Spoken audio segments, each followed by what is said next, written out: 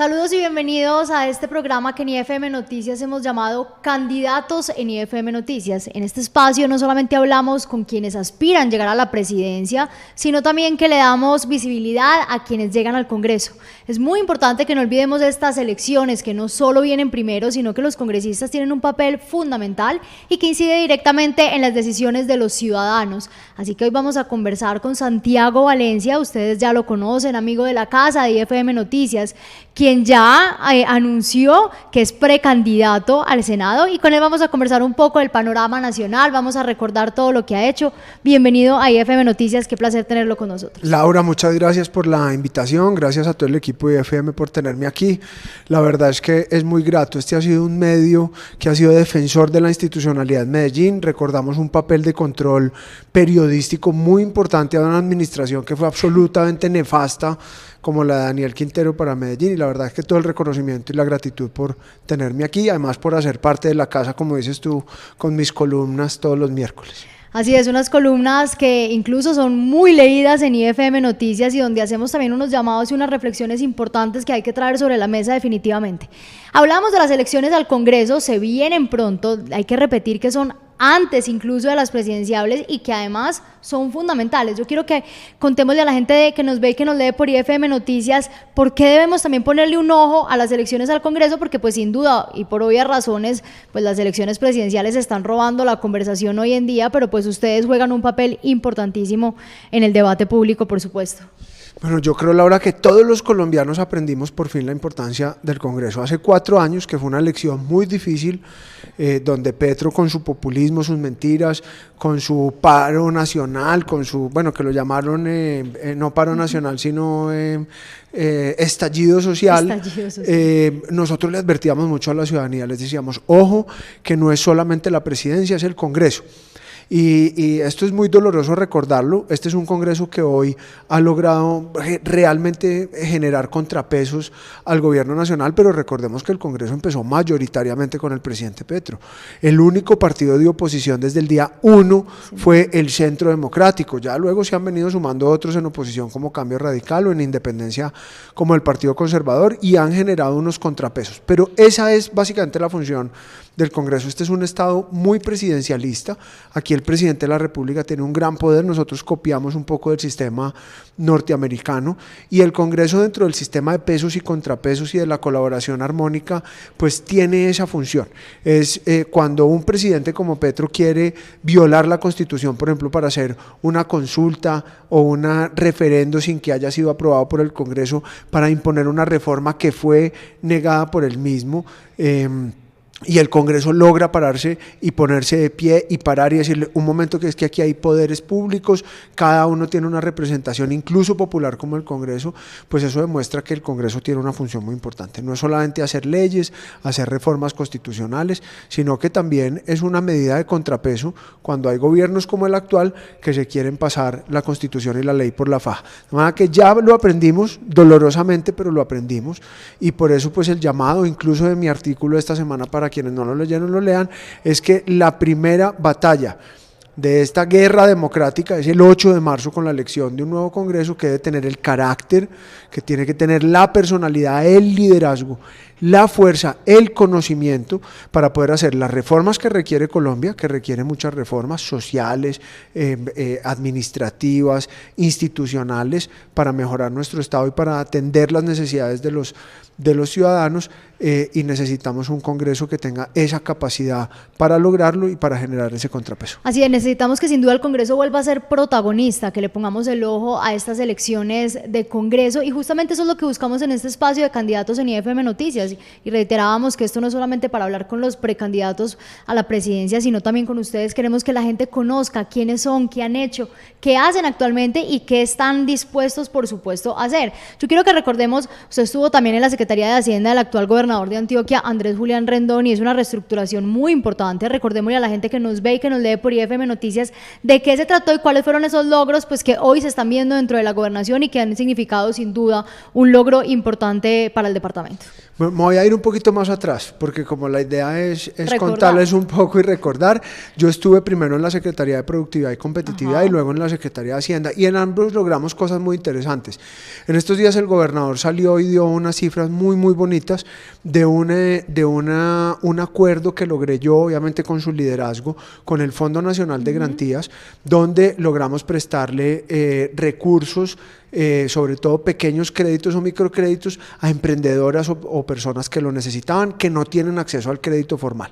Esto no solamente tiene un impacto social bellísimo, y es lograr que estas personas puedan salir con sus emprendimientos con recursos legales, pero además pagando intereses que son justos, sino que los alejamos y les quitamos digamos, esas personas, ese capital humano al gota a gota, que al final pues son todas estas estructuras criminales que están en nuestro departamento, lamentablemente, y que esto les sirve para extorsionar más a la gente, para arrodillarlos más, para poderlos utilizar con sus fines obviamente delincuenciales. Allí logramos prestar más de 70.000 millones de pesos en un fondo que tenía algo más de 5.000, un poco menos de 5.000 millones de pesos, es decir, que la multiplicación del recurso que logramos hacer a través de la banca a todas estas personas tiene un impacto social, pero además un impacto en la lucha contra el gota a gota muy importante. También logré incluir en el plan de desarrollo, que esto la verdad es que es una cosa muy bonita, el primer fondo de innovación, ciencia y tecnología para innovación abierta en un departamento en Colombia. Ya ahorita les cuento, pero recuerden que yo fui el que creó el Distrito de Innovación, Ciencia y Tecnología de Medellín, en un acto legislativo que autor fue el expresidente Álvaro Uribe, pero que yo fui coautor y ponente del mismo, y lo trajimos al departamento, y ese fondo ya el gobernador le dio 25.000 millones de pesos para además una cosa que es espectacular, que es en todo lo que tiene que ver con agroalimentos, es decir, ya ese fondo tiene unos recursos importantes para que el departamento empiece a innovar en todos los temas agroalimentarios para alimentar a las personas que más lo necesitan, entre otras muchas cosas muy bonitas que logramos hacer allí, como el concurso de Antójate de Antioquia, de los emprendedores, todos los temas que hicimos en el CUE, lo que hicimos con la empresa privada, en fin, allí hay muchas cosas bonitas para contar, pero sé que el tiempo es limitado. Y en la Secretaría de Hacienda también logramos hacer unas cosas muy importantes. Logramos, por ejemplo, los traslados del mayor recaudo del impuesto vehicular, que recordemos que esta fue una propuesta del gobernador que es muy bonita, para los temas de alimentación y de seguridad alimentaria, básicamente para niños, para menores de edad, para madres y para adulto mayor, y se logró hacer una transferencia muy importante de recursos, además con un mayor recaudo bien bonito. También logramos, con los recursos que nos ahorramos en burocracia, que el gobernador también ha sido una de sus banderas, llevarlo a BEPS, para que los adultos mayores de nuestro departamento tengan una ayuda de 220.000, 250.000 pesos mensuales, que para estas personas es realmente la diferencia entre comer o no comer, porque son personas que están en vulnerabilidad muy alta. Y hicimos un trabajo muy bonito que se ha contado poco, y es que yo reestructuré toda la deuda del departamento.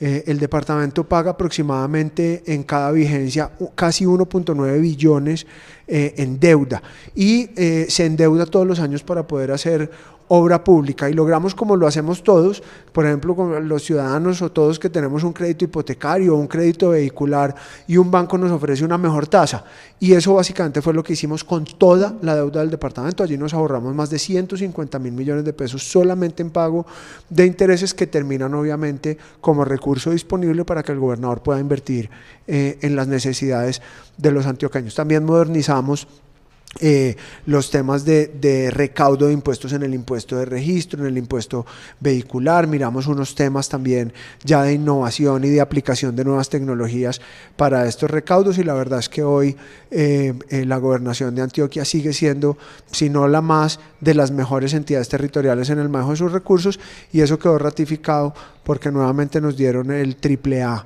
en Finch Ratings como una de las mejores entidades territoriales en el manejo de sus recursos. Hablábamos ahora que sin duda hay una trayectoria amplia a lo largo de su camino dentro de lo público, pero usted siempre ha estado en el marco de la opinión pública, siempre ha marcado opinión, siempre ha tenido una voz, siempre ha levantado la mano cuando hay que decir algo, pero ahora regresa, ya es precandidato, también lo contábamos al inicio de esta conversación, precandidato al Senado por el Centro Democrático, en una lista que ya nos han dicho que será cerrada. Ustedes son el único partido, por decirlo de alguna manera, que viene realizando ya unos foros con todos los precandidatos, no solamente a la presidencia, sino también al Congreso, y han estado estado conversando en diferentes territorios también, ¿cuáles son esas principales molestias o angustias que tiene la gente hoy en un país que está completamente desencuadernado por un gobierno nacional que nos tiene al borde del abismo? ¿Qué han encontrado ustedes y cómo han sido justamente esas conversaciones que han tenido con la comunidad y entre ustedes también como precandidatos? Bueno, temas gruesos muy largos. El tema de la seguridad es una preocupación muy grande en todo el territorio nacional. Sí. Como lo cuentas, yo he tenido la posibilidad de acompañar al expresidente Uribe en todos los foros que ha hecho. Tal vez no pude ir a 2, pero a la mayoría he podido ir. Y la verdad es que la seguridad es un tema reiterativo. Aquí hay unas cifras que son muy preocupantes. Hoy estamos entre 300.000 y 400.000 hectáreas cultivadas de hoja de coca. Colombia está exportando más de entre 2.600 y 3.000 toneladas métricas de cocaína a todo el mundo. Y todavía el presidente Petro se pregunta por qué lo desertificaron. Por Dios, somos el mayor productor y exportador de cocaína en el mundo, pero además Petro decidió aliarse con Maduro y el cartel de los soles. No, y parece que se sintiera orgulloso, además. Claro, y quiere hacer una zona binacional con ellos y todavía se molesta porque el gobierno de los Estados Unidos nos desertifica. Pero esto tiene una implicación, y es que esos miles de millones de dólares hoy están en manos de estructuras criminales en el país. Hoy hay un fortalecimiento de la guerrilla de las FARC a través del Estado Mayor Central y la Segunda Marquetalia, del ELN, del Clan del Golfo, y todas estas estructuras que al final atemorizan, intimidan, extorsionan, asesinan, secuestran a los ciudadanos en el territorio, y hay una gran preocupación. Pues eso también se ha trasladado a las ciudades. Aquí lo vimos con el presidente Petro, el tarimazo, allí con los bandidos de la oficina de Envigado, y haciendo pues obviamente casi que exaltando su labor, personas que siguen atentando contra los ciudadanos en Medellín, y esta es una preocupación grande, frente al tema de seguridad, frente al tema de orden público. Estas estructuras hoy controlan el 40% de nuestro territorio, y la verdad es que esto es sumamente preocupante. Otro tema es que este gobierno ha dedicado y se volvió enemigo de los empresarios, y ha hecho unas reformas populistas que básicamente ahorita nada más estábamos hablando con un administrador y nos decía que está muy preocupado porque no tiene cómo pagarle los recargos a sus empleados, y entonces lo que está haciendo básicamente es para no despedirlos, diciéndoles que no puede utilizar los recargos y que solamente tendrán que trabajar la jornada ordinaria que está en la ley porque no tiene cómo pagarles. Y esto al final termina afectando el bolsillo de los colombianos, pero además ahora proponen una nueva reforma tributaria de 16 billones para seguir atacando al sector privado, y entonces aquí hay obviamente una preocupación. Y ahora también las manifestaciones contra la ANDI, imagínense. Claro, las manifestaciones que además, yo no sé si ustedes lo vieron ayer, pero el señor Villalobos es contratista de Petro, que es el que las está promoviendo, además con una cosa que es absurda, y perdón, yo hago aquí un paréntesis, a Petro no le importa Palestina. No le importa Palestina. Ya le iba a preguntar porque lo hemos visto usted muy activo en ese tema. Mire, a Petro lo que le importa es pelear con Israel. Por una razón, Israel ha sido un aliado estratégico para Colombia en materia de lucha contra las drogas y contra los grupos insurgentes. Israel no solamente nos ha dotado de armamento muy importante y tecnológico y de inteligencia militar, sino que además Israel fue determinante para cambiar la superioridad aérea del Estado colombiano, que al final le dio la vuelta a la guerra que teníamos contra la insurgencia en el país.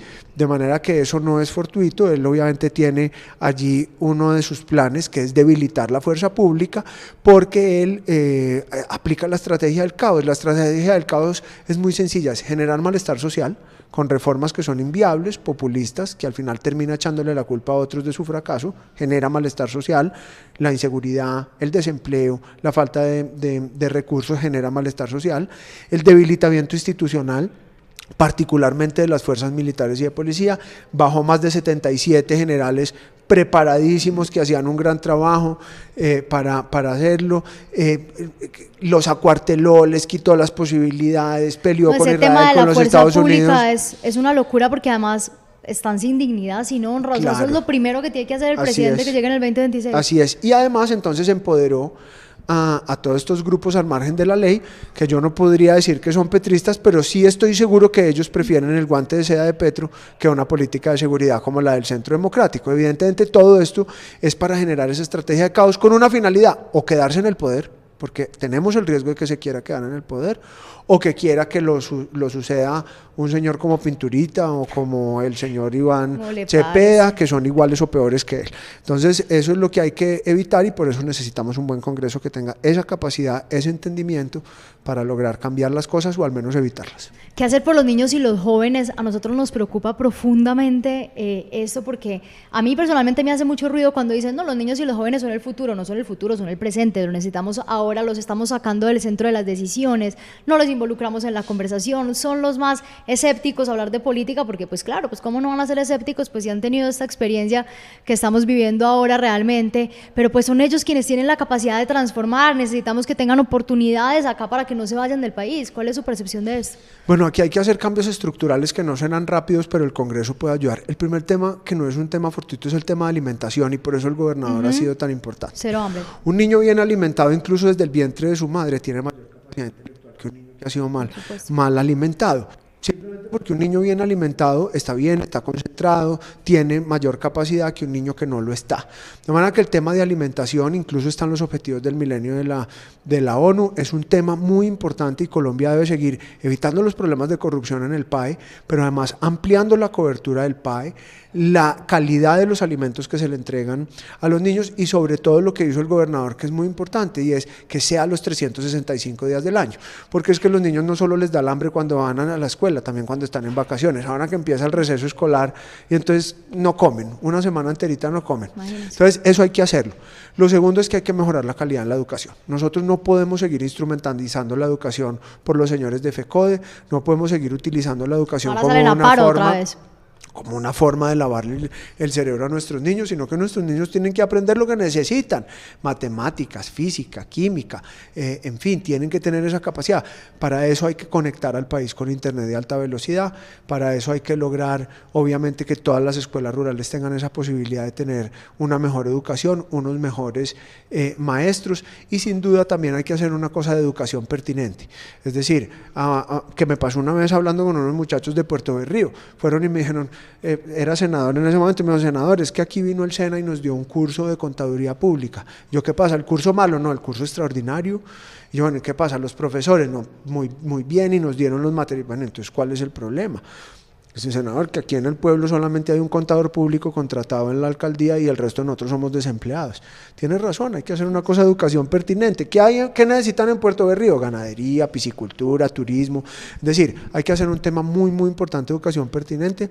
Hay que utilizar mucho los ciclos cortos, que son las formas en las que están educando ahora nuestros muchachos. Hay que aplicar mucho los temas de nueva tecnología, desarrollo web, seguridad informática, ciberseguridad, en fin, digamos, todo esto que hace parte de la nueva ola del conocimiento, de la cuarta revolución industrial, y darles oportunidades reales laborales, pero además sin que se tengan que ir del campo a ser desempleados o quién sabe qué más en las ciudades. Hablemos de las elecciones y acá dos temas. Uno, ¿están en riesgo las elecciones? ¿Corremos el riesgo que no haya elecciones o que el presidente definitivamente pues haga lo mismo que su amigo de Venezuela y es que se perpetúe en el poder? Y dos, ¿qué piensa usted de que haya más de 100 precandidatos presidenciales hoy en día, pues queriéndose dar una batalla, precandidatos con trayectoria política, otros outsiders? ¿Qué piensa usted de esto?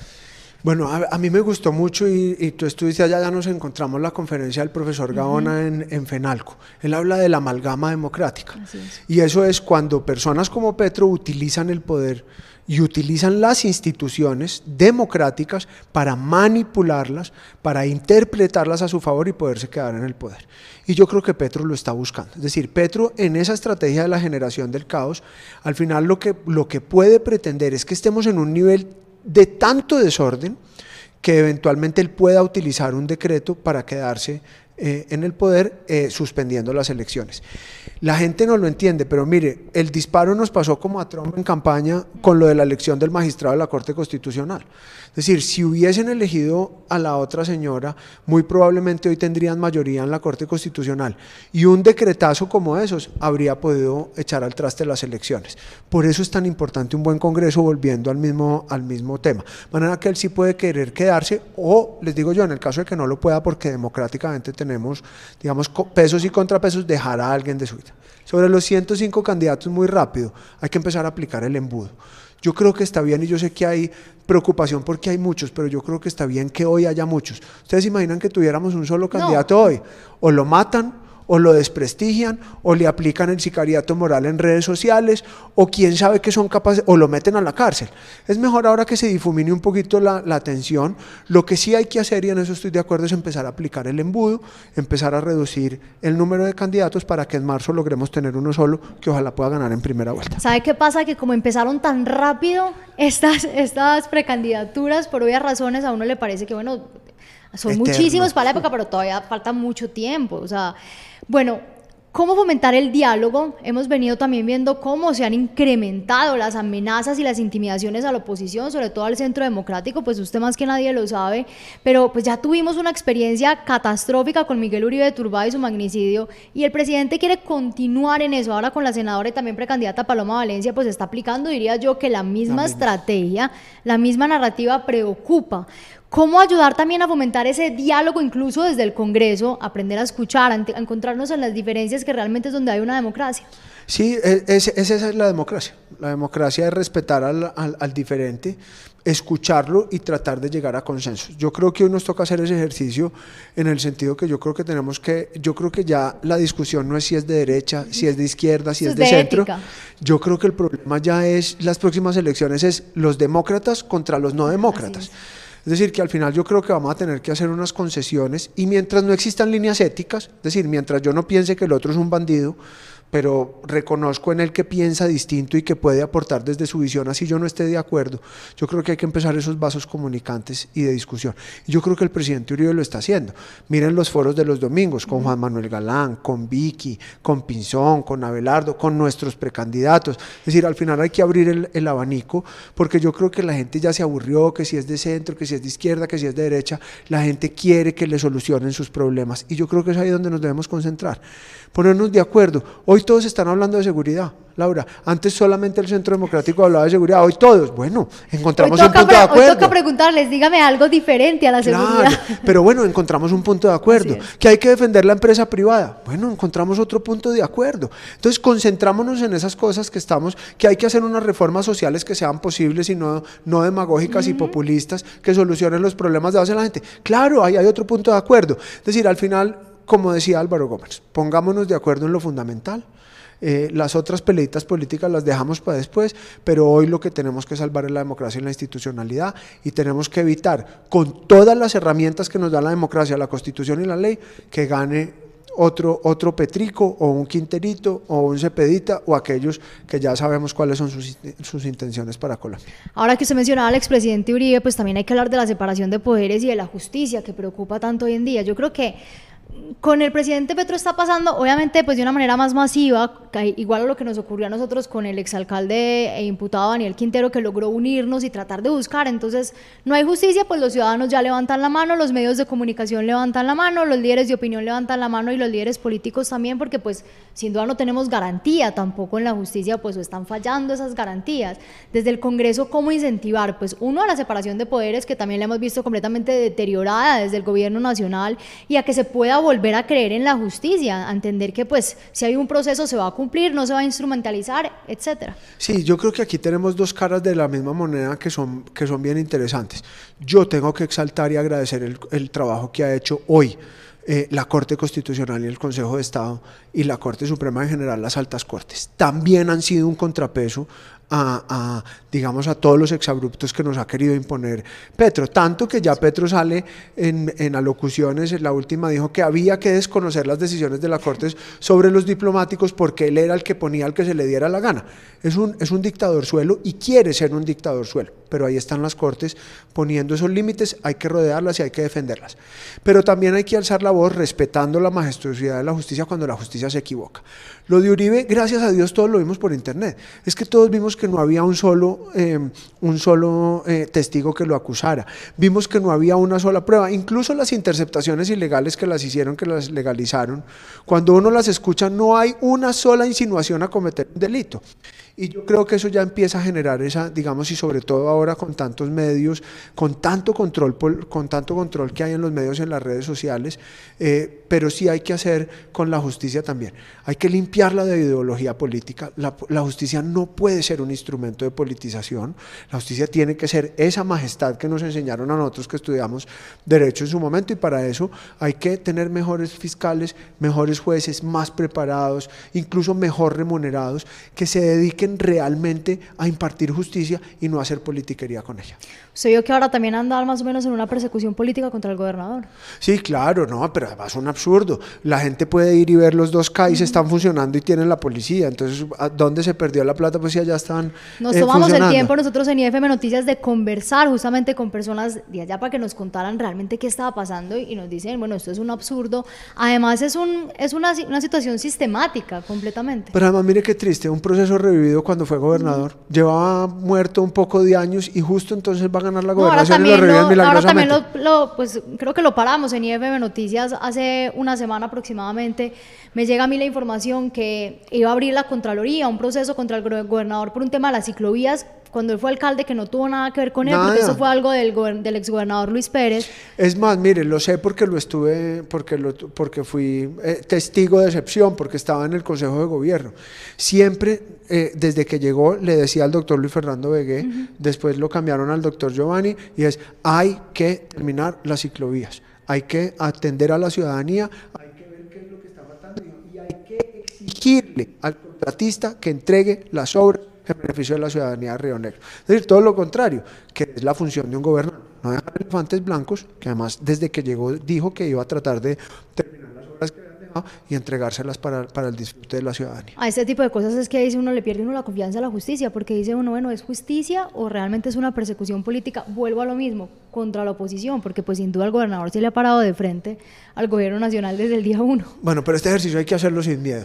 Y el que nada debe, nada teme, pues tendremos que obviamente resolver muchos embates de los que nos quieran hacer, incluidos algunos lamentablemente de la justicia, pero ya hay mucha tensión. Yo tuve la posibilidad de estar hace mes y medio tal vez en Washington, estuvimos con el director general de la OEA y estuvimos con varios funcionarios de la Comisión Interamericana y están viendo con preocupación lo que puede ser la politización y ojo, de un sector de la justicia, porque sería muy injusto meter ahí a toda la justicia del país. Hay fiscales y jueces muy buenos que hacen su trabajo, pero sí hay un sector que yo creo que cada vez es más minoritario, pero además gracias al trabajo que hacen ustedes, las redes sociales y otros, pues cada vez son más claros quiénes son y yo creo que eso también sirve de presión para que pues no cumplan su cometido, que al final es utilizar a la justicia como instrumento político. Bueno, ¿cuáles son los siguientes pasos suyos una vez más en camino al Congreso de la República? Bueno, no, yo ya como les contaba, ya hice la manifestación de interés. Ahora el partido va a nombrar un comité de 6 personas y va a contratar un instituto para que haga el análisis de las hojas de vida. Yo me siento tranquilo, me siento contento, porque lo que van a ver allí es hoja de vida. Gracias a Dios yo tengo una hoja de vida académicamente muy bien sustentada. Trayectoria, gracias a Dios tengo una trayectoria además muy bonita, con resultados muy bonitos para mostrar no solamente en el Congreso, sino cuando estuve en la alcaldía y en la gobernación y en la empresa privada también, o como asesor gremial. También van a mirar la lealtad con el partido y con Uribe. Hemos estado ahí en las buenas, en las malas y en las peores. La campaña pasada fue una campaña muy difícil, pero aquí hemos estado todo el tiempo acompañando al Centro Democrático y sobre todo nuestras ideas y nuestros principios. Y también van a mirar, pues digamos, el trabajo político y el trabajo social que tengamos, que lo vamos a tener, de manera que yo me siento tranquilo, pongo mi nombre a consideración del partido para estar en esa lista cerrada al Senado, porque creo, como lo dijimos al principio, que el Congreso necesita hoy liderazgo, carácter, firmeza, preparación académica y sobre todo mucha determinación para corregir lo mal que ha hecho este gobierno, pero además para evitar que lleguemos a situaciones tan desafortunadas como la de Venezuela o Nicaragua u otros países que han pasado por lo mismo. Antes de finalizar en IFM Noticias cogimos algo como costumbre, ya es básicamente un ritual y estamos sometidos en ese discurso del pesimismo, de la negatividad, del miedo, de la incertidumbre, pero pues no podemos caer ahí por nada del mundo porque la esperanza la tenemos que mantener, la confianza hay que recuperarla y hay que seguir creyendo pues que hemos salido de peores, incluso a la que estamos hoy, pues de esta también vamos a salir. ¿Qué mensaje de esperanza le dejaría usted al país para que entiendan que esto es solamente un mal rato, que estamos a menos de un año de, como decía el alcalde Federico Gutiérrez, de que cese la horrible noche y de volver a recuperar el rumbo de Colombia? Bueno, si estamos aquí y estamos dando la pelea es porque tenemos esperanza. Así es. Si no lo creyéramos, pues yo creo que ya estaríamos, no sé, caminando como los venezolanos por quién sabe cualquier autopista para allá de Centroamérica. No, hay esperanza. Hay esperanza porque hemos demostrado madurez institucional, porque hemos demostrado que a pesar de que tenemos muchas falencias como Estado, hay un sistema de pesos y contrapesos, porque la gente ya no traga entero. Gracias a las redes sociales y a medios como ustedes, hoy la gente ve la realidad de las cosas. Y no es fácil, y la pelea va a ser muy dura, pero lo importante es unirnos, dejar algunas diferencias que podemos tener en el pasado, como lo mencionábamos ahora, y concentrarnos que lo que tenemos que garantizar es la libertad, la democracia, para que podamos seguir ya después debatiendo, obviamente con altura, con argumentos sobre otros temas, pero hoy básicamente estamos entre perder nuestra libertad y nuestra democracia o mantenerla. Hay esperanza, no va a ser fácil, porque pues tampoco nos podemos acostar y creer que esto ya pasó. Todos tenemos que participar, todos tenemos que poner nuestro granito de arena y este país lo sacamos adelante todos juntos. Santiago Valencia, nuevamente buscando llegar al Congreso de la República, precandidato al Senado. Muchísimas gracias por estar en IFM Noticias. Volveremos a conversar, por supuesto, cuando vaya avanzando más. Laura, gracias a ti, nuevamente a todo el equipo. Gracias por este espacio. Ahí nos seguimos leyendo por ahora los miércoles y cuando quieran, yo encantado de venir aquí a conversar contigo y con todos, obviamente. Y con ustedes nos volveremos a encontrar para que sigan conociendo desde sus casas y puedan tomar decisiones informadas de aquellos que ya han manifestado su intención a llegar a la Casa de Nariño y pues que ahora también disputarán en las próximas elecciones al Congreso de la República. Recuerden seguirnos por @IFM Noticias en nuestras redes sociales y por supuesto visitar nuestro portal de noticias www.ifmnoticias.com.